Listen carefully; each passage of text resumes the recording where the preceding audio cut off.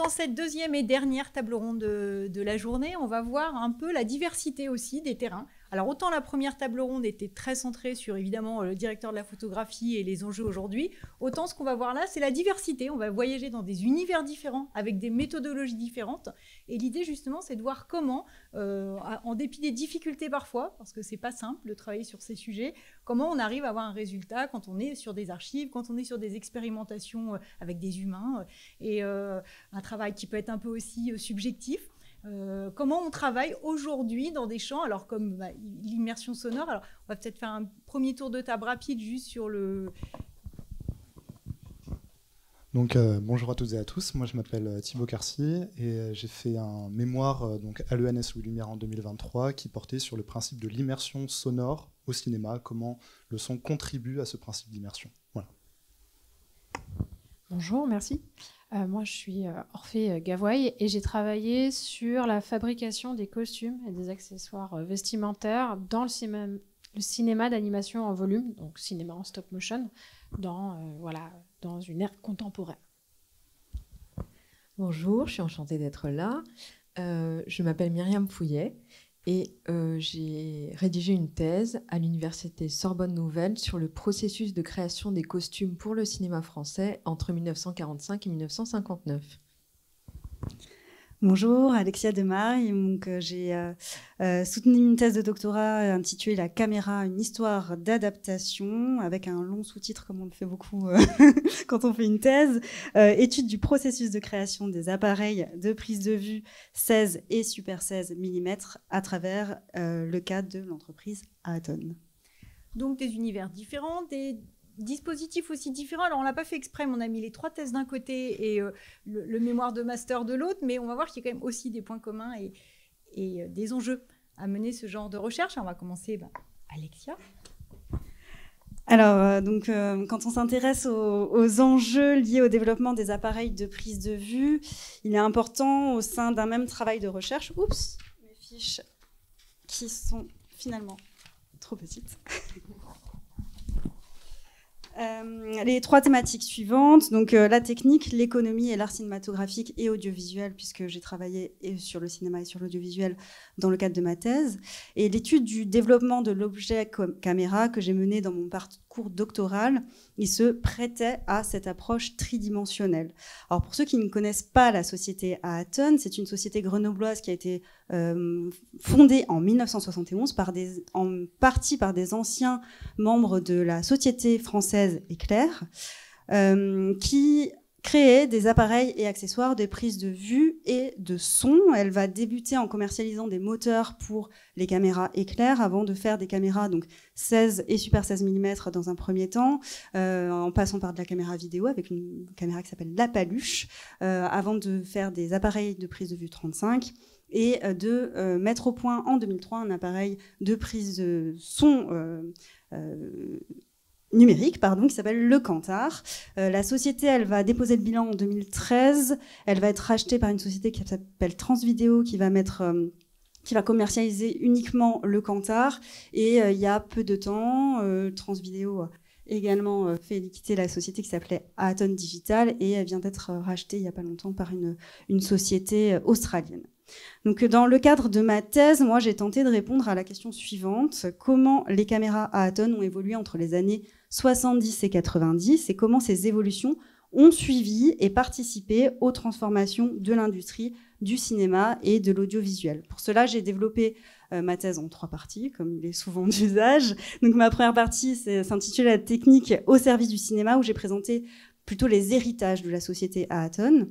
Ensuite, le fonctionnement de l'entreprise, économie, communication et politique. Et enfin, je me suis intéressée plus en détail à l'utilisation et aux usages à travers une partie qui s'intitulait « De la technique à l'usage », tout simplement. Donc, par le biais de ce travail de recherche, il est possible de retrouver une pluridisciplinarité et de la mobiliser afin de faire progresser l'histoire des techniques à travers l'étude des évolutions scientifiques, de l'art et de l'économie d'entreprise. Donc, dans un premier temps, je vous promets que je vais tenir moins de 10 minutes. Je vais juste exposer brièvement une partie des étapes de mon parcours de recherche et je procéderai ensuite à la présentation de la thèse.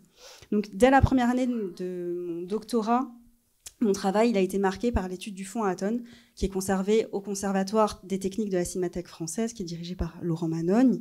Et il a fallu de nombreuses années de travail pour saisir l'ampleur de ce fonds. Il y a presque 1000 boîtes d'archives dans le fonds Aaton à la Cinémathèque française. Donc j'ai mis près de 5 ans. Alors j'ai pas que inventorier le fonds, mais ça a mis presque 5 ans pour l'inventorier et le classer sur le logiciel de la Cinémathèque française qui s'appelait Cinégo à l'époque. Et dans le cadre de ces recherches, les dimensions économiques, techniques et artistiques, elles sont devenues saillantes. Le fonds, il est composé de documents administratifs, techniques, encore des photographies, sans oublier de parler évidemment des appareils en eux-mêmes. Et même si ce fonds est très très dense, ça ne suffisait pas à retracer l'histoire des techniques. Et les documents techniques, ils nécessitaient parfois, voire très souvent, des explications. Et il fallait comprendre l'état de l'industrie ou l'évolution des caméras pour saisir la pertinence de certains choix techniques qui étaient opérés par Aaton. C'est pourquoi il a fallu compléter ce travail d'archivage par l'étude de sources primaires, secondaires, ainsi que par des entretiens formels ou informels avec des professionnels et utilisateurs de caméras pour éclairer les nombreuses zones d'ombre laissées par les archives. Donc pour trouver des personnes à interroger, moi je me suis appuyée sur l'exploration du fonds, notamment les dossiers clients où, heureusement pour nous chercheurs, il y a quelques noms qui sont écrits ça et là pour retrouver des utilisateurs. Mais également des articles qui ont été publiés dans des revues spécialisées où il y avait des noms d'utilisateurs ou de réalisateurs, réalisatrices, mais aussi mon travail de journaliste spécialisé dans les techniques du cinéma m'ont permis d'essayer de répertorier tout ça, et j'ai fait également des longues recherches pour répertorier les films tournés avec les caméras, sachant que ce sont des informations qui aujourd'hui encore ne sont pas ou très très peu dans les génériques de films. J'ai également, évidemment, longuement questionné des anciens salariés d'Aaton et, bien sûr, Jean-Pierre Boviala lui-même pendant toutes ces années de recherche jusqu'à peu de temps avant son décès survenu en avril 2019. Donc, l'objectif, c'était de croiser l'ensemble des données afin de dégager des pistes de réflexion autour de l'histoire des techniques en se détachant du seul point de vue de l'entreprise Aaton. Donc, afin de comprendre dans quel contexte je ne sais pas si... Oui, c'est ça. Vous voyez, il ne sert pas à grand-chose, mais, mais au moins vous avez quelques images pour illustrer un petit peu tout ça. Donc, afin de comprendre dans quel contexte historique nous nous trouvons, j'ai pris le parti de commencer par un état des lieux de l'histoire des techniques avant 1970. À travers des discussions avec les opérateurs de prise de vue ou avec les techniciens à Aaton, j'ai compris l'importance de cette période dans leur rapport à l'image, à l'objet caméra et à une certaine ergonomie du tournage.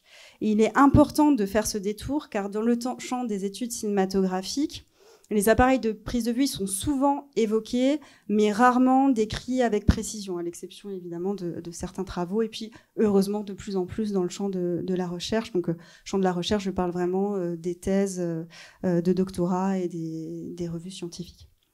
Donc, en me plaçant, moi, volontairement du côté des opérateurs de prise de vue, je devais passer par cette description afin que l'on puisse se situer dans l'histoire des innovations et des techniques et de restituer l'entreprise Aaton dans cette histoire. Donc développement du viseur réflexe, ergonomie des appareils, légèreté et silence des caméras, notamment chez Éclair, et puis aussi tout ce qui a eu des conséquences quand les opérateurs sont sortis des studios. Il m'importait d'analyser l'évolution des caméras et son influence sur le travail des opérateurs.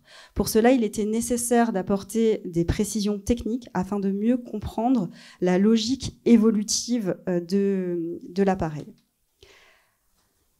L'histoire des techniques ne permettant pas à elle seule de montrer la complexité et l'évolution des machines, j'ai consacré toute une partie de ma thèse à l'organisation de l'entreprise. Le modèle de l'entreprise au sein duquel l'activité inventive a eu lieu, sa position concurrentielle, aussi sa culture entrepreneuriale, ont un impact sur les objets fabriqués. Donc la dimension politique, notamment chez Aaton, avec un dirigeant qui se revendiquait positionné à gauche avec une entreprise qui voulait une entreprise de gauche, d'un point de vue au moins marketing, Donc, cette dimension politique, elle a participé au développement de la marque et la vision qu'en ont les utilisateurs. Et ça, c'est très important chez Aaton. L'étude du fonctionnement d'Aaton permet de sortir de la seule vision artistique et technique et de prendre en compte des éléments plus concrets de la vie d'entreprise. Donc, d'un côté, auprès des utilisateurs, avec une stratégie de communication originale, une place importante dans les médias lus par les cinéphiles, et de l'autre auprès des investisseurs avec la présentation des brevets, des innovations techniques ou encore des ventes à l'international. On notera d'un côté la valorisation du cinéma documentaire ou cinéma d'auteur et de l'autre celui de la télévision. Une fois le fonctionnement de l'entreprise développé, j'ai souhaité mettre en avant les usages dans ma dernière partie et la pensée développée par l'entreprise Aaton en se mettant à la place de l'utilisateur de la caméra a une vraie plus-value auprès des opérateurs. Les retours des utilisateurs, ils vont prendre vraiment une grande place dans les choix menés par l'entreprise. Alors, désolé pour les anglicismes, mais ce que l'on appelle aujourd'hui le design thinking, qui est une approche de l'innovation centrée sur l'utilisateur, n'était pas formalisé jusque dans les années 90. Et le développement des rapports avec les utilisateurs déployés par Aaton se rapproche du design thinking et est donc relativement novateur pour l'époque. À travers notamment de nombreuses discussions avec les opérateurs, nous pouvons rendre compte de l'importance des évolutions sur le travail de ces derniers et le retour à la création après l'étude des objets est à mon sens indispensable pour penser l'histoire des techniques. C'est pour cela que j'ai analysé le travail et les témoignages de plusieurs opérateurs dans des films documentaires ou parfois même dans des reportages télévisuels. Ça ne changeait pas grand-chose pour moi puisque c'est vraiment l'ergonomie du tournage qui primait sur la production. Donc des documentaires comme Route One USA de Robert Kramer, photographié par Richard Coppens, ou encore La marche de l'empereur de Luc Jacquet, photographié par Laurent Chalet. L'étude des objets filmiques permet de mettre en lumière le travail des opérateurs et les conséquences de l'évolution des objets sur le tournage. Les contraintes économiques, celles du tournage épaulier ou du froid ou tout simplement la bonne connaissance de la machine, sont autant de facteurs qui poussent un opérateur à se tourner vers une caméra et vont influencer son confort de travail. J'ai tenté de comprendre les liens qui unissent les utilisateurs à Aaton, mais également ceux qui les unissent à leur caméra, qui est leur outil de travail, qui est un peu une extension d'eux-mêmes à l'époque. Beaucoup parlent de ça. Les innovations incrémentales apportées dans les caméras, elles ont toutes eu des répercussions sur l'ergonomie du tournage ou sur le bien-être des utilisateurs. Alors, pour conclure très rapidement, alors on a parlé de Godard rapidement tout à l'heure. Évidemment, Godard qui a créé une caméra qui s'appelle la 835 chez Aaton, une caméra qui n'a jamais été commercialisée, mais dont certains prototypes ont été retrouvés dans les archives notamment. Donc pour conclure ce travail de recherche, se voulait être un apport à l'histoire des techniques. L'étude des caméras, elle permet de comprendre l'évolution des métiers de la prise de vue, mais également l'impact de la dimension économique sur les aspects techniques et esthétiques. En choisissant de porter mon attention sur l'incrémental plutôt que sur le disruptif, j'ai souhaité saisir l'importance des évolutions des appareils sur le travail des opérateurs. Merci pour votre attention.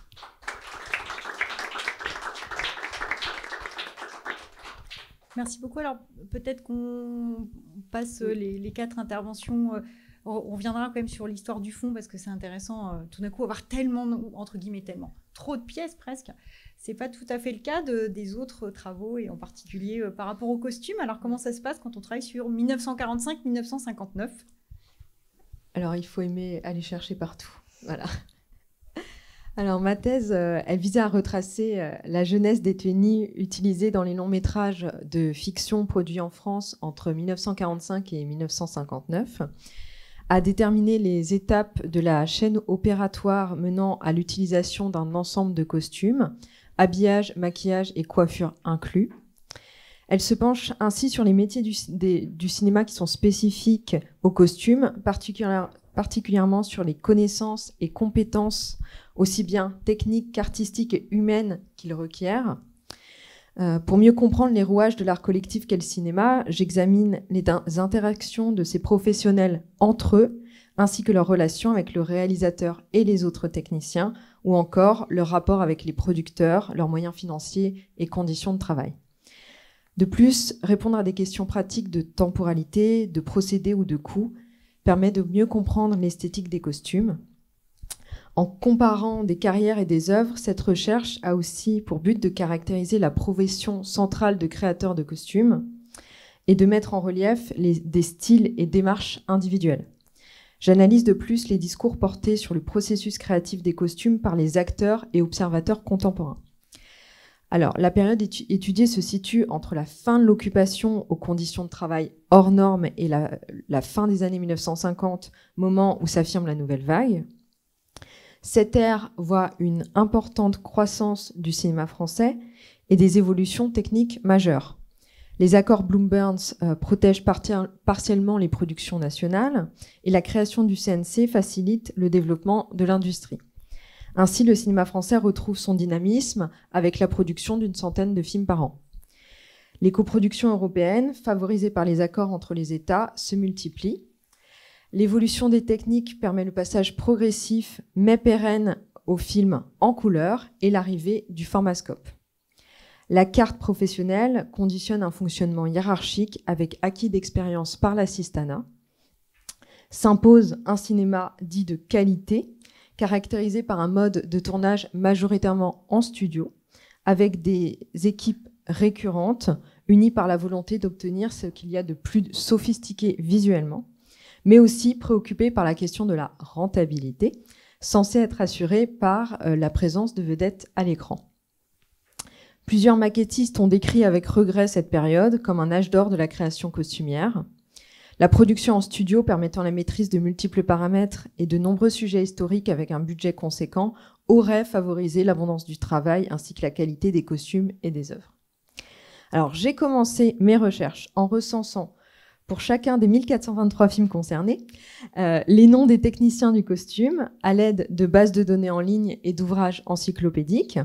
Cependant, des erreurs, l'irrégularité des informations collectées et l'imprécision des appellations révèlent déjà un manque de reconnaissance de ces techniciens dont les professions restent dans l'ombre. Ainsi, les premières données rassemblées permettent seulement de faire une estimation du nombre de personnalités identifiées travaillant pour le cinéma dans chaque domaine de compétences. Il était nécessaire de se confronter ensuite aux œuvres elles-mêmes, aux témoignages et aux archives. Une démarche interdisciplinaire mêlant connaissances en cinéma et connaissances en histoire de la mode m'a permis d'étudier ce sujet relevant à la fois de l'esthétique cinématographique et de considérations formelles, matérielles et pratiques spécifiques à l'habillement. Mes recherches reposent en grande partie sur l'exploration d'archives analysées par ce double regard. Les informations concernant la création des costumes dans le cinéma français d'après-guerre sont rarement rassemblées en un seul fond. Il fallait effectuer des recherches transversales, déceler des indices dans une multitude de documents d'une grande variété. Dans les archives écrites, on trouve peu de manuscrits produits par les créateurs et quasiment aucun des autres métiers du costume. Les archives contiennent surtout des documents de production dans lesquels on trouve ponctuellement des informations sur les costumes. Parmi les sources imprimées, j'ai utilisé évidemment les annuaires professionnels et aussi la presse contemporaine qui m'a permis d'évaluer la visibilité de ces professionnels et d'apprendre des anecdotes sur leur travail. J'ai également pu trouver des témoignages dans des documentaires et des archives télévisuelles et radiophoniques. Par ailleurs, des documents iconographiques ont nourri mon propos. Les photographies de travail et de tournage montrent les conditions de travail des maquilleurs, coiffeurs et habilleuses, leurs gestes, matériel, tenues, relations avec les acteurs, les étapes de mise en œuvre, l'intervention des réalisateurs et les moments de détente. Je suis désolée, je ne pouvais pas vous les montrer aujourd'hui. La thèse analyse aussi un large panel de maquettes qui révèlent le travail des créateurs de costumes. Enfin, les costumes eux-mêmes constituent un type d'objet propre à l'étude de l'apparence au cinéma et donnent des informations sur leur fabrication par les matériaux et coupes utilisés et sur leur utilisation grâce aux stigmates qu'ils portent. Les informations tirées de ces diverses sources forment un réseau d'indices qui permet de reconstituer une part de l'histoire technique du cinéma. Ainsi, la thèse se divise en 3 temps, suivant les principales étapes du processus créatif des costumes. D'abord, la conception, des premières idées manuscrites des scénaristes et réalisateurs a une forme graphique grâce à la maquette imaginée pour le film par le créateur de costumes qui va conduire leur exécution en s'accordant avec les autres chefs de poste. Ensuite, la concrétisation des tenues par la fabrication grâce à des costumiers, par l'achat en seconde main, confection ou haute couture, et par la location en fonction des exigences de la maison de production et des acteurs principaux. Et enfin, la finalisation du costume pendant le tournage par les habilleuses, maquilleurs et coiffeurs, ainsi que son rôle en post-production et dans la promotion avant d'évoquer son devenir. Il ressort de cette thèse des récurrences et des distinctions. Le costume n'est pas seulement impliqué dans la préparation et le tournage, mais aussi en amont et en aval. Il met en action un réseau de coopération à l'échelle européenne entre professionnels du costume directement employés par la production et ceux d'entreprises extérieures, mais aussi ceux d'autres domaines du film. D'ailleurs, certains métiers sont concernés par le costume, même si cela ne transparaît pas dans leur nom. La proximité physique avec les acteurs implique des qualités relationnelles primordiales au respect de leur intimité. Qu'elle passe par la parole, le dessin ou l'écrit, la communication entre tous ces professionnels est fondamentale afin de former une équipe en confiance. Dans l'apprentissage, la pratique et la transmission par des maîtres expérimentés sont essentielles, même si les formations initiales peuvent être utiles. Les activités sont principalement concentrées en Île-de-France et sur la Côte d'Azur. Les conditions de travail très variables des habilleuses, coiffeurs et maquilleurs demandent une grande capacité d'adaptation. Leur activité est coordonnée et parfois même simultanée, s'opposant ainsi à la solitude du créateur lorsqu'il dessine. Bien qu'elles s'entremêlent occasionnellement, les fonctions de chaque métier du costume sont bien distinctes et les hiérarchies clairement définies. Ces métiers ont de nombreux points communs avec leurs équivalents dans les arts de la scène, mais c'est bien le médium qui marque la différence dans la manière dont les professionnels du cinéma appréhendent leur composition. Individuellement, ces techniciens ont des opinions très divergentes sur leur travail, se revendiquant comme artistes ou s'exprimant avec modestie. Les professionnels du costume gardent à l'esprit qu'ils travaillent au service de l'esthétique d'une œuvre. L'attention portée au costume varie en fonction des personnalités engagées dans le projet, sachant que les vedettes ont un poids conséquent dans les prises de décision. Les toilettes sont conçues avec l'idée qu'elles seront filmées et sont adaptées aux exigences de la caméra, notamment de la couleur qui est naissante. Les techniciens du costume ont le souci de dépenser le plus justement le budget accordé, en limitant les frais à ce qui est visible à l'image. Les tenues sont aussi fabriquées en tenant compte de la praticité de leur utilisation. La constance des costumes est un enjeu majeur qui assure la perfection de leur aspect dans le matériau fourni au montage. Le souci de qualité passe par le contrôle de chaque paramètre et par une volonté permanente d'amélioration rendue possible par des projections régulières. La création des costumes connaît une évolution au cours de la période et aussi entre cette époque et aujourd'hui. Les problèmes de rationnement des matériaux se résorbent au cours de la seconde moitié des années 40. La création des costumes suit longtemps une mécanique bien huilée, mais dans la seconde moitié des années 50 commence déjà à s'opérer une transition. La volonté de perfection est remplacée par un désir de spontanéité. De plus, une nouvelle génération de créateurs de costumes entame sa carrière, mais par une transition douce. Et cette continuité explique le fait que l'essentiel des pratiques est toujours court aujourd'hui, malgré quelques différences. Au contraire, la place des grands couturiers au cinéma fait toujours débat, et la dévaluation du travail féminin a encore des échos aujourd'hui. Donc finissons quand même sur une note positive. La considération portée au métier du costume a progressé graduellement, puisque, contrairement à ce que j'avais constaté au tout début de mes recherches, les noms des professionnels sont aujourd'hui tous cités au générique. Merci beaucoup.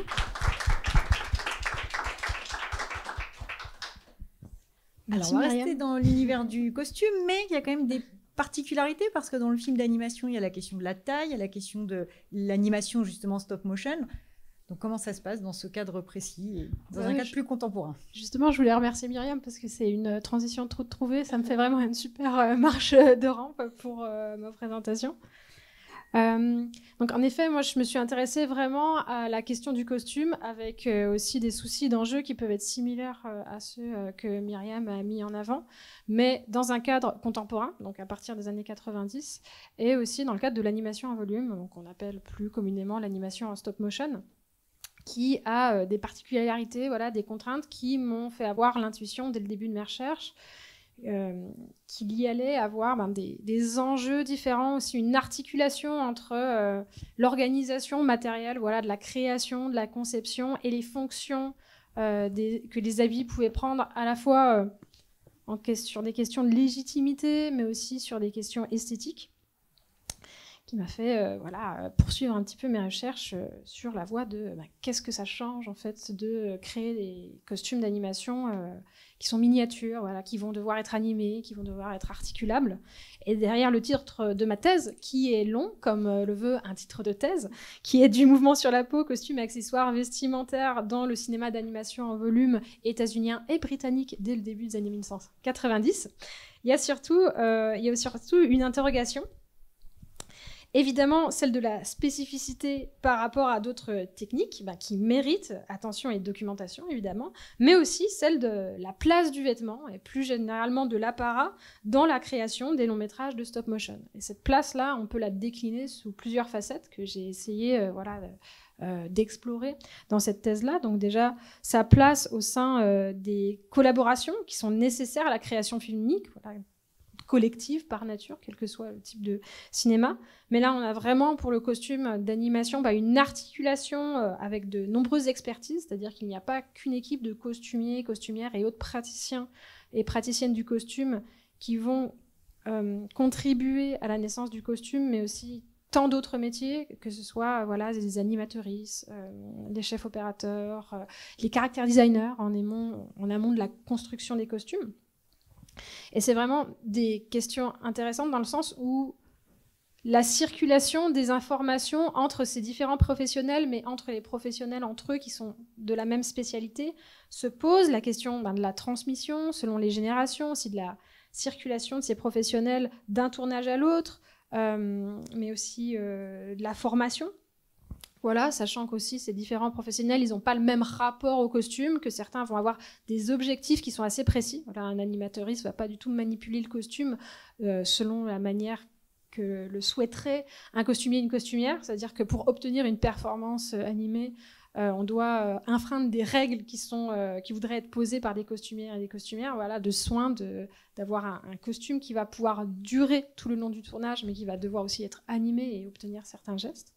Donc c'est question d'organisation, de discussion autour du costume, sur plus un temps de création qui est très long. C'est quelque chose qui m'intéressait. Et aussi sa place dans une série d'évolutions techniques. Voilà, on parle des années 1990, on a beaucoup parlé de changement de paradigme, de rapport aux technologies, de rapport aux évolutions esthétiques.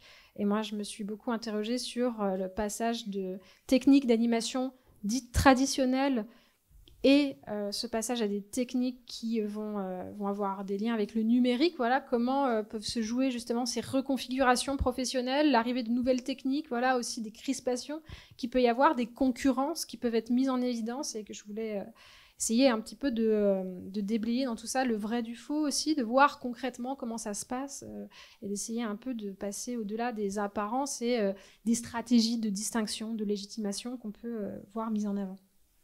Et enfin, ça place le costume dans la matière même d'une œuvre. C'est-à-dire, quelle va être la fonction du costume dans une œuvre? Est-ce que c'est une fonction qui est similaire à celle d'un film en prise de vue réelle avec des acteurs et des actrices? Quels sont ses modes d'apparition? Quelle est son importance pour le public? Est-ce qu'il va tendre à être oublié justement des spectateuristes, ou au contraire, est-ce que ça va être une partie du plaisir qui est conscientisé par les spectateurs et spectatrices?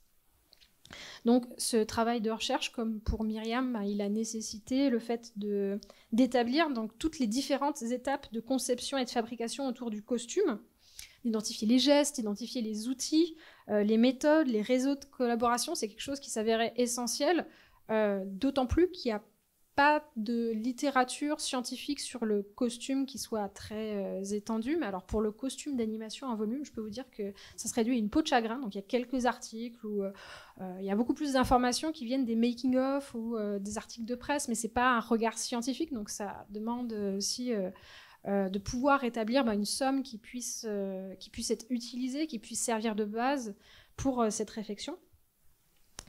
et de voir qu'est-ce qui peut sous-tendre les enjeux de cette création. Donc avec en effet des contraintes et des choix qui vont avoir un impact sur les modalités d'apparition du costume à l'écran. Et ça m'a conduit à travailler avec notamment, donc pour réduire un petit peu ma méthodologie sur 2 points centraux, je pense, c'est de travailler sur des entretiens. Donc j'avais une petite vingtaine d'entretiens avec des professionnels dans une optique aussi de complémentarité, donc pas seulement m'entretenir avec des costumiers et costumières, mais aussi avec des personnes qui sont par exemple à la direction artistique, qui sont des personnes à l'animation, à la conception du dessin sur le papier avec les personnages, donc pour voir quels sont leur apport du costume, leur rapport au costume, et un peu comprendre cet écosystème un peu particulier quand on ne fait pas partie soit du milieu du cinéma d'animation. Et à côté de ça, j'ai essayé de compléter ce regard-là par aussi la manière dont les professionnels se mettent en avant sur Internet, sur les réseaux sociaux, sur des blogs professionnels, ce qui demande beaucoup de soins et aussi pas de la méfiance, mais des précautions, puisque avec toute une logique d'autopromotion, pour essayer de voir quels sont des éléments qui peuvent aussi apporter d'autres informations. Et donc, ça m'a permis quand même d'avoir une réflexion qui, justement, sur le costume animé, qui puisse compléter avec un regard plus scientifique des discours préexistants, mais qui sont surtout motivés par la promotion, donc que ce soit des ouvrages ou des vidéos de making-of, dans le cadre, par exemple, de la sortie d'un film, mais de l'autopromotion dont je parlais justement, qui ont des biais et qui ne nous disent pas tout de la création des costumes animés. Et grâce à ce travail, j'ai pu obtenir des réponses aux questions que j'ai posées plus tôt. Et donc, je vais vous en partager quelques-unes. Bon, déjà, le fait qu'on a évidemment des contraintes très identifiées qui sont liées à la technique de l'animation et qui nécessitent donc d'avoir un soin, par exemple, vis-à-vis du rapport d'échelle, vis-à-vis d'un habit qui va devoir être animé, donc articulé, et qui est une autre marionnette finalement, et qui a pour conséquence d'impliquer une forte diversité de savoir-faire. Et cette forte diversité de savoir-faire, elle implique donc soit dans les studios et les équipes que j'ai pu étudier, soit d'avoir des professionnels qui vont devoir acquérir d'autres compétences, qui vont devoir avoir un champ de compétences très étendu, de compétences pratiques qui sont très diverses, soit d'avoir une division du travail très forte.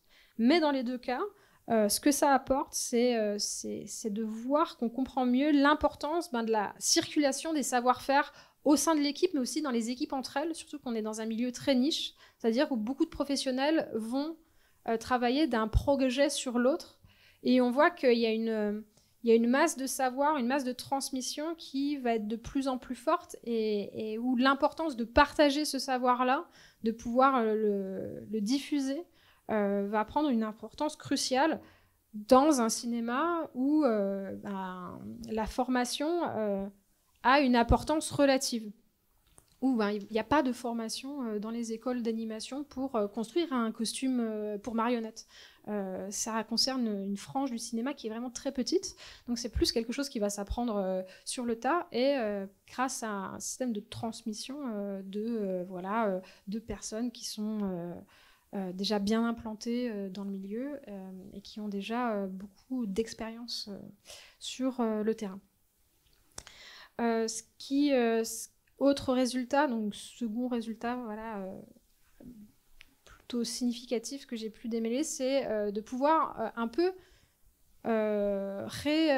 réexplorer cette question d'une supposée compétition entre les techniques traditionnelles, le cinéma d'animation en volume, et les techniques numériques, donc le cinéma d'animation avec des images digitales, par exemple, sur ordinateur, puisque beaucoup de professionnels, notamment des réalisateurs, mettent en avant le fait le numérique aurait pu causer notre mort, mais on persiste, c'est très difficile, mais il y a une persévérance, alors que la réalité est beaucoup plus complexe que ça. Il s'agit vraiment d'une reconfiguration, il n'y a pas de mise en danger, au contraire, c'est assez impressionnant de voir à quel point l'animation en volume se porte bien, ou en tout cas, il y a de plus en plus de longs métrages, de projets de long métrage, donc c'est plutôt contre-intuitif vis-à-vis des positionnements et des stratégies de distinction qui sont opérées. Donc c'est intéressant de voir qu'il y a vraiment une histoire de costume qui va être assez exemplaire finalement de ce faux semblant avec un costume qui sert à la fois pour les studios, pour les équipes de création d'un moyen de renforcer le sentiment de matérialité, de mettre en avant des techniques traditionnelles, de mettre en avant un savoir-faire qui est périn, d'avoir une matérialité voilà, de la création. Et en même temps, on va pouvoir justifier la légitimité d'avoir de l'animation traditionnelle dans un cadre contemporain avec toute une question de la technicité, de la précision que demande le costume et qui va pouvoir servir un petit peu à alimenter ces discours-là. Donc c'est vraiment, ça s'insère vraiment dans un discours de légitimité et de positionnement. J'ai parlé aussi de la fonction des costumes au sein des films. Et pour moi, ce qui était intéressant, c'est de voir à quel point il y a une manière singulière finalement du costume d'animation à communiquer des informations au public, et ça de manière beaucoup plus manifeste qu'on peut le voir en prise de vue réelle. C'est-à-dire qu'on va avoir toute une sorte de schématisation des formes, de multiplication des détails signifiants sur les costumes, de tout un jeu de textures qui va vraiment être observable, en tout cas qui va arrêter notre regard, alors qu'on peut avoir une certaine tendance dans un autre type de cinéma en prise de vue réelle, justement d'effacer un petit peu la présence du costume, en tout cas de la rendre moins manifeste. Bon, c'est pas le cas de toute la prise de vue réelle, évidemment, mais en tout cas, on a un costume qui va être remarquable et qui va permettre de créer tout un jeu de complicité avec le spectateur, un jeu de pistes, et même une complicité qui va jusqu'à être un rapport de plaisir aussi du spectateur, qui va aussi voir des films d'animation pour toute cette question de texture, pour toutes ces questions aussi spectaculaires, de minutie, qui justement peut s'articuler de manière assez exemplaire sur un costume qui lui est sans cesse présent à l'écran, qui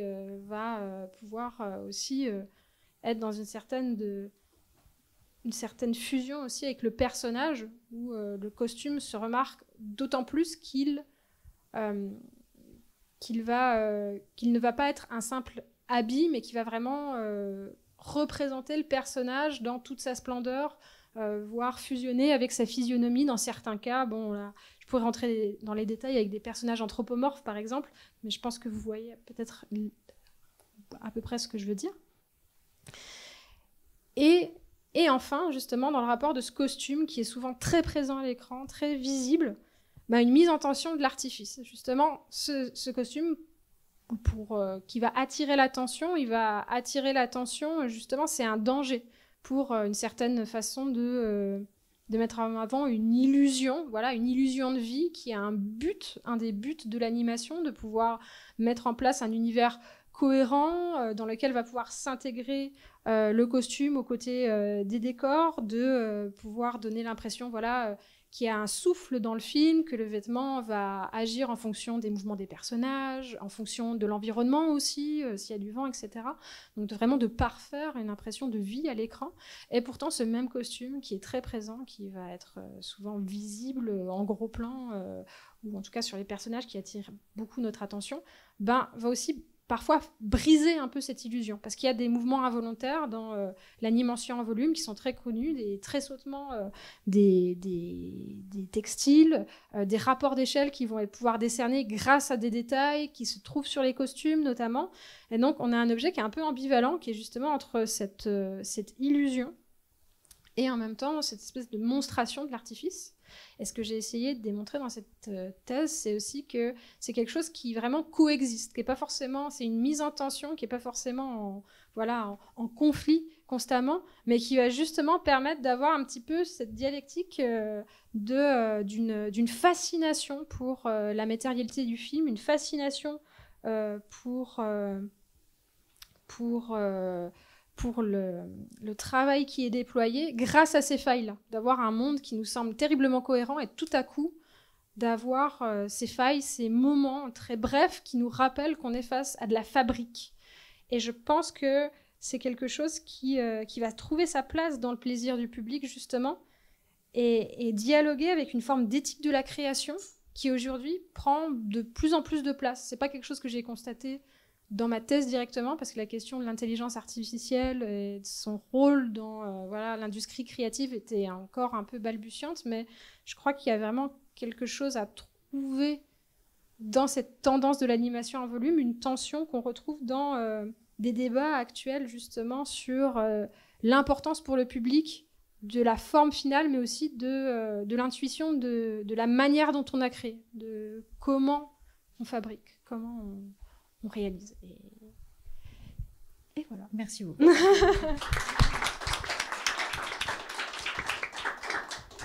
Alors, on a parlé du plaisir du spectateur. On va justement continuer avec une expérience spectatorielle immersive. Et la question du son. Transition tout trouvée, oui. Donc pour la fin de cette table ronde, on va parler un petit peu de son, puisque pour replacer un petit peu de contexte, moi j'ai fait mon mémoire de fin d'études à Louis Lumière sur l'immersion sonore au cinéma, comment on la caractérise, et notamment en fonction des éléments qui sont présents dans la bande sonore globale, c'est-à-dire la musique, les ambiances, les effets sonores ponctuels, les dialogues, voilà. Alors l'immersion sonore, enfin plutôt le terme immersion, c'est un terme qu'on utilise souvent, mais qu'on définit rarement avec précision. C'est un mot un petit peu fourre-tout. Donc le premier objectif de mon mémoire, c'était déjà de clarifier ce qu'on entend en termes d'immersion, quand on parle d'immersion, et ensuite de questionner la pertinence des systèmes de diffusion sonore qu'on va appeler immersifs, comme par exemple en France le très célèbre Dolby Atmos, qui est en fait cette technologie un petit peu globale où on a des haut-parleurs tout autour de nous au cinéma et même au plafond, avec d'autres...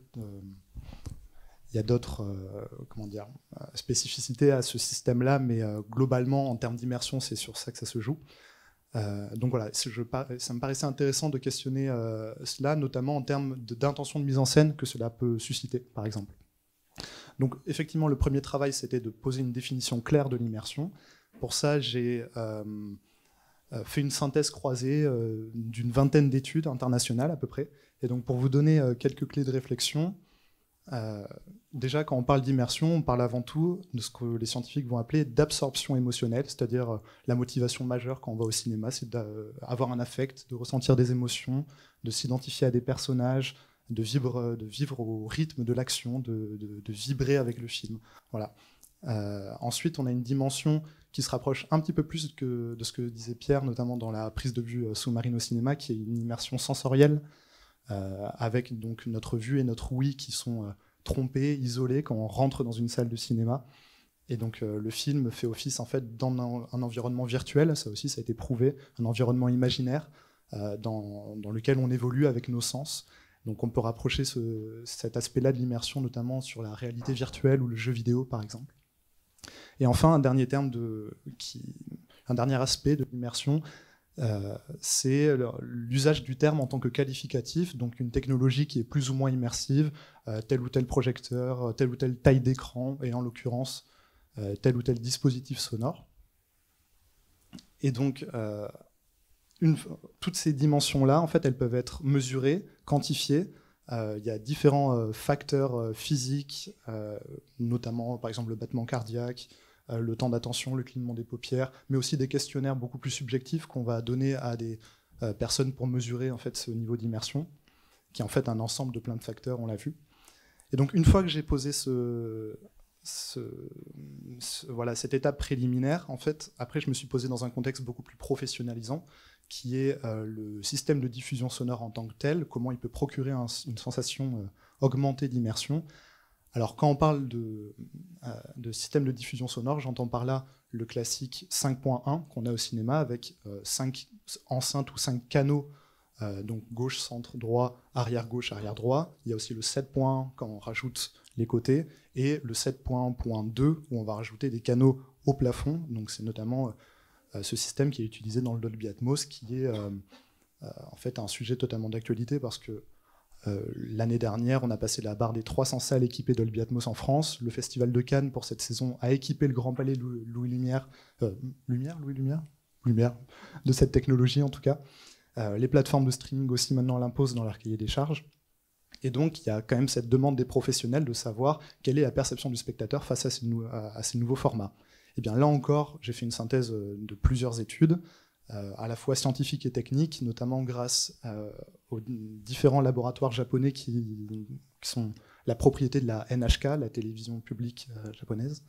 En France, on a évidemment la CST et l'AFSI, l'Association française du son à l'image, sur lesquels je me suis appuyé. Et plus globalement, en Europe et aux États-Unis, il y a ce qu'on appelle la SMPTE et l'AES, l'Audio Engineering Society, qui est en fait une association un peu mondiale des gens du son, qui publie, qui fait une synthèse de plein d'études qui sont parues tous les trimestres, il me semble, ou en tout cas au moins 3-4 fois par an. Et donc, globalement, ce que disent ces études sur le multicanal, c'est que plus un système est complexe, la définition de complexe, là, ça varie en fonction des études, mais plus un système est complexe, plus la sensation d'immersion est accrue, la sensation d'enveloppement, la sensation de présence, d'absorption émotionnelle aussi, mais à une condition qui est une condition majeure, c'est que l'image et le contenu sonore s'y prêtent. Ça paraît bête comme ça, mais une scène d'action va nous faire réagir différemment qu'une scène dialoguée ou qu'une scène avec de la musique. Et donc moi, ce qui m'a intéressé, ça c'était en fait un peu l'étape état de la littérature sur ce domaine. Moi, ce qui m'a frappé, c'est que peu de ces études étaient circonscrites au cinéma. On parle beaucoup d'audiovisuel, on parle de broadcast, mais généralement pas de cinéma en tant que tel. Donc ça peut être un biais majeur quand nous, étudiants-chercheurs, on a envie d'appliquer ça à notre domaine. Et aussi, en ce qui concerne plus le domaine du sonore, toutes ces études, elles partait du principe qu'une bande sonore était globale. Elle intégrait la musique, elle intégrait les dialogues. C'était cette sommation-là qui pouvait procurer des émotions aux spectateurs. Or, il y a plusieurs études qui ont été faites sur uniquement la musique de film, uniquement les personnages et leurs dialogues. Et bien, moi, je me suis intéressé au son d'ambiance, globalement au son d'ambiance et aux effets sonores ponctuels. Pourquoi ? Parce que déjà, c'est des éléments sonores narratifs qui n'ont jamais été étudiés. Et aussi, c'est le cœur du métier du monteur son, de la monteuse son, du mixeur, de la mixeuse. Ce choix de son, leur intégration dans la bande sonore, ça part toujours d'une idée créative. On cherche à procurer un effet. Et donc, c'est sur cette base que moi, j'ai mené du coup ma propre étude qui a duré à peu près 6 mois entre le début de la recherche et la rédaction des résultats. Alors, cette étude, je vous la synthétise globalement. Je suis allé enregistrer des ambiances sonores dans plusieurs régions de France, des sons de foule, des sons de vent, de mer, des villes urbaines, plein de choses, avec un système de prise de son multicanal qu'on n'a pas l'habitude de voir parce que ça devait répondre aux exigences de mon étude, et notamment un système de prise de son à 10 micros. Alors, on ne le voit pas souvent sur les tournages, parfois, sur certains budgets de films, on peut se permettre ce genre de choses parce que ça prend du temps. Mais alors, c'est un système que j'ai développé en partenariat, en collaboration avec mon directeur externe, Cyril Holtz, qui est mixeur et qui est très alerte sur ces sujets-là, du multicanal et de cet enjeu immersif, et aussi avec une société parisienne qui s'appelle Allaudio, qui est la marque de la société Polisson, qui a pour objectif de créer des plugins pour la post-production sonore, et aussi des banques de sons au format immersif. Alors, format immersif, du coup, là, je l'entends au format avec plusieurs canaux, donc souvent 9 canaux, et pas seulement les canaux stéréo, comme on a l'habitude de voir en télévision ou en Internet, par exemple.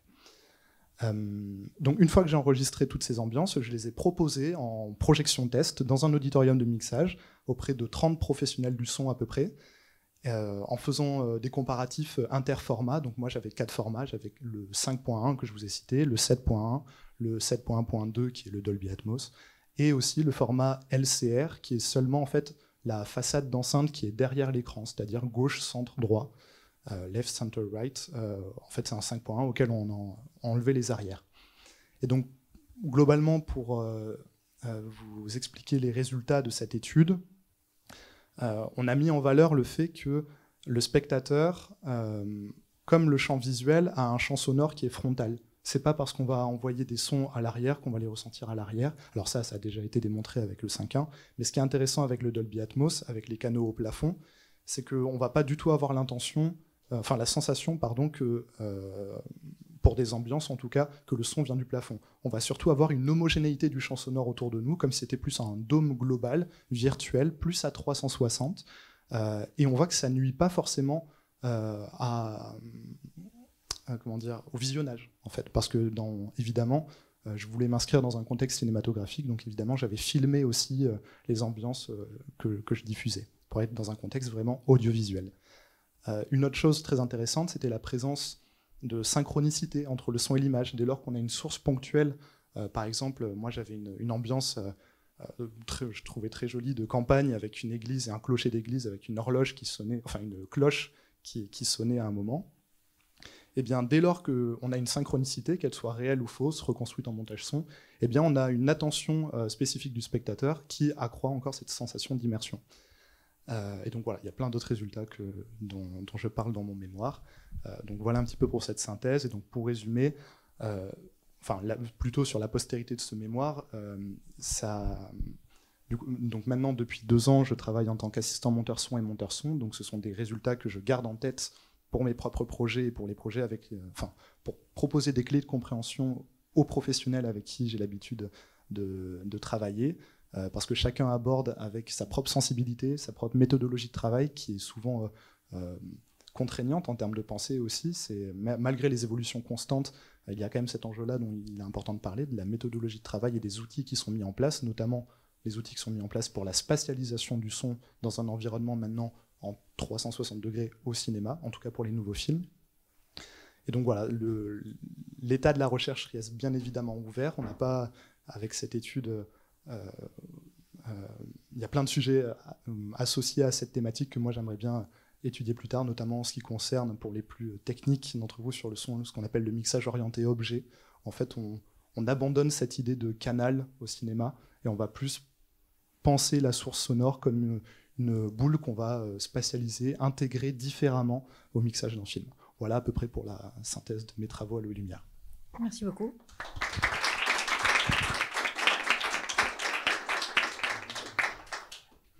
Alors, est-ce qu'on a le temps pour quelques questions ou... On a le temps pour 1 ou 2 questions. Waouh, alors dit comme ça, ça fait beaucoup de pression sur la question. Ça fait une petite pression. Est-ce qu'il y a dans la salle, déjà priorité à la salle, une question ou 2 questions ou 3?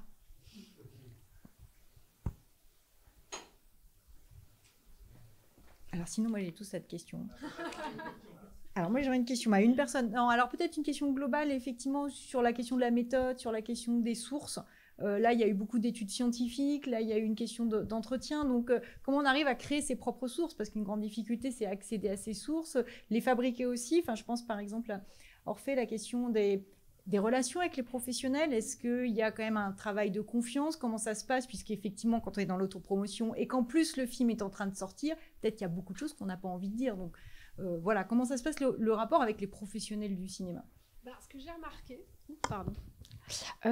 remarqué, et moi c'était un peu ma peur, que les professionnels n'osent pas mettre en avant ce qu'ils avaient raté, les écueils ou même les difficultés parfois à se comprendre au sein d'une équipe, avec les tensions entre les différents corps de métier, etc. Et c'est pas du tout été un problème. Et ça, c'était assez surprenant, c'est de voir que même des personnes étaient très franches sur le fait ça, je l'ai complètement loupé, et même à m'envoyer des photos ou à me dire vraiment de manière très sincère, avec beaucoup de confiance. Et donc, c'est quelque chose de très généreux aussi, et puis qui demande après aussi d'être à la hauteur, hein, évidemment, sur ce qu'on va produire. Mais ce qui était compliqué, et que ça, je ne l'avais pas du tout envisagé, c'était la manière dont cette parole elle pouvait être encadrée par un studio ou par un atelier.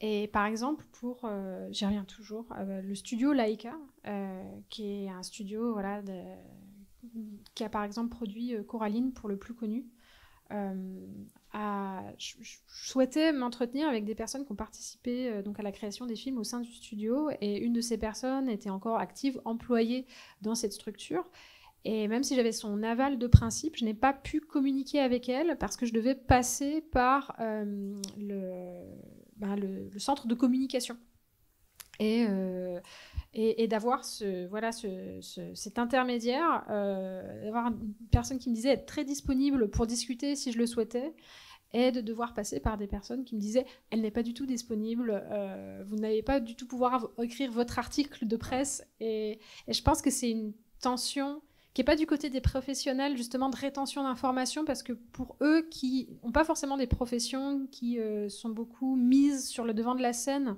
il y a une volonté, justement, de pouvoir dire sa vérité, en tout cas sa vision des choses, de pouvoir montrer, avoir le plaisir aussi de partager des projets sur lesquels ils se sont investis sur le temps long. Je pense que ça joue aussi le fait que voilà, c'est des productions sur 5 ans, ce genre de choses. Et à côté de ça, des productions qui vont pouvoir justement se servir de l'histoire de l'œuvre et avoir comme un double résultat du tournage qui est à la fois, et de la création, qui est à la fois le film qui va sortir en salle, mais aussi toutes les possibilités d'ouvrages et de petites vidéos de making-of qui vont pouvoir avoir, en plus à l'ère des réseaux sociaux, une autre trajectoire, de contribuer à l'aura du studio, à un contrôle aussi de l'image et d'autres retombées financières. Voilà. Je ne sais pas si vous souhaitez intervenir aussi sur le rapport. Là, dans ce cas précis, c'était simple sur le, si je puis dire, le test son. En fait, en tout cas pour le département son dans l'industrie du cinéma, de ce que moi et mes camarades qui avons chacun fait des mémoires, on a remarqué, c'est qu'il y a quand même un gap fondamental entre actuellement les personnes, les professionnels qui fabriquent les films et ceux qui les étudient ou qui émettent des écrits dessus. Je parle uniquement pour le son et notamment les techniques de post-production sonore. Et en même temps, c'est normal parce que la post-production évolue en un temps record. Tous les 6 mois, on a de nouveaux outils qui rentrent en place, donc c'est difficile d'acter ça. Donc chacun, en fait, on a un petit peu 3 types d'axes de recherche, en tout cas dans le son à l'école Louis Lumière. Soit on va plutôt se baser sur des études scientifiques. Alors moi, j'ai la chance que l'immersion, ça touche l'audiovisuel et le jeu vidéo qui sont ultra documentés, donc ça c'est une grande source que moi après je me suis réapproprié en faisant une nouvelle étude sur le cinéma pour compléter. D'autres personnes choisissent uniquement des entretiens et font de la méthodologie d'entretien, de la théorie ancrée, voilà, une vraie analyse complète en faisant des entretiens avec une vingtaine de professionnels. Notamment il y a eu un beau mémoire qui a été fait à l'école sur le métier de monteuse parole, et où en fait la théorisation est inexistante. Il n'y a aucune source, même bibliographique, filmique, aucune interview qui sont faites là-dessus. Et donc dès lors qu'on creuse un petit peu, même sur les techniques, par exemple le doublage, le bruitage, ça reste encore une boîte noire là-dessus. Donc les entretiens, et surtout quand nous-mêmes après on devient professionnel ou en tout cas créateur, on passe de cette casquette à l'autre. C'est là en fait où on se rend compte de toutes les spécificités qu'on n'avait pas quand on faisait notre propre recherche en fait. Moi, je sais que comme il s'agissait de la dernière boîte française qui créait des appareils de prise de vue, il y avait beaucoup d'affect entre les utilisateurs, utilisatrices que j'ai interrogés et leurs caméras, et puis surtout cette cet emblème français qui a arrêté en 2013, à cause du numérique, pour faire un gros raccourci, hein, les travaux de R&D étaient très importants pour créer une caméra numérique. Ils sont arrivés un petit peu trop tard. Enfin voilà, c'est toute une combinaison de choses qui ont fait que Aaton a mis la clé sous la porte en 2013. Mais ça, je pense que c'était le plus compliqué. Pour ma part, puisque beaucoup de personnes que j'interrogeais sur leur pratique et leur rapport à la caméra Aaton, il y avait toujours des gens qui encensaient beaucoup Aaton et Jean-Pierre Bouviala, hein, puisque Jean-Pierre Bouviala était une figure très importante et très médiatisée.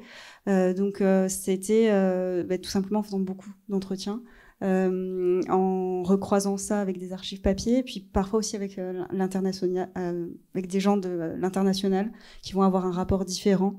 Et puis Jean-Pierre Bouviala était toujours vivant jusqu'en 2019, donc moi j'ai soutenu en 2023. Donc pendant longtemps, il y a eu aussi cette défense de Jean-Pierre Bouviala pour tout ce qu'il a fait.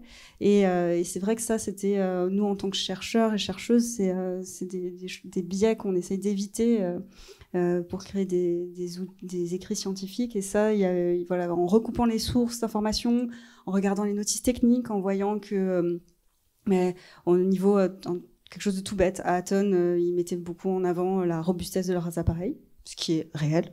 Vraiment, enfin, c'est des appareils argentiques. Là, les appareils argentiques sont très robustes.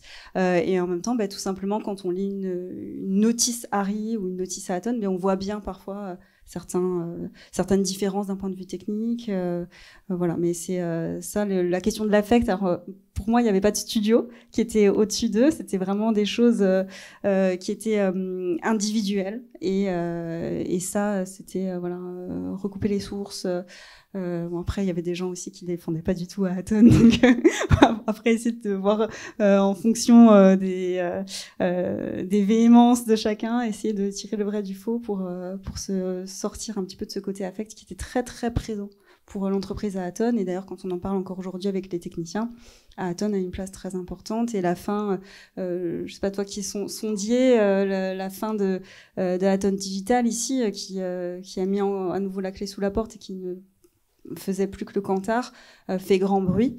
Donc voilà, ça se perpétue encore aujourd'hui. Alors pour moi, la difficulté avec les sources, c'était que comme il y avait peu de documents dans les inventaires notés comme documents entièrement dédiés aux costumes, donc ceux-là évidemment je les ai consultés en premier, c'était facile. Ensuite il a fallu que j'aille chercher des informations par-ci par-là dans une multitude de documents dans divers lieux ressources. Donc à la Cinémathèque suisse, à la Cinémathèque française, au musée de la chemiserie et de l'élégance masculine, à l'Inathèque, donc aussi des éléments audiovisuels. Et franchement, j'aurais pu encore continuer pendant des années parce que je ne suis pas allée chercher, par exemple, dans les maisons de couture. Et là, à mon avis, c'est encore un puissant fond. Donc il fallait dire stop. Et sinon, comme moi, je traite d'une période pour laquelle la plupart des professionnels sont décédés, malheureusement, il faut aussi créer du lien avec des descendants, des familles qui ont gardé des archives, qui ont eu cette bonne idée de garder des archives, mais qui ne les ont pas encore forcément données à des institutions, et créer un lien de confiance avec eux pour pouvoir exploiter tous ces documents.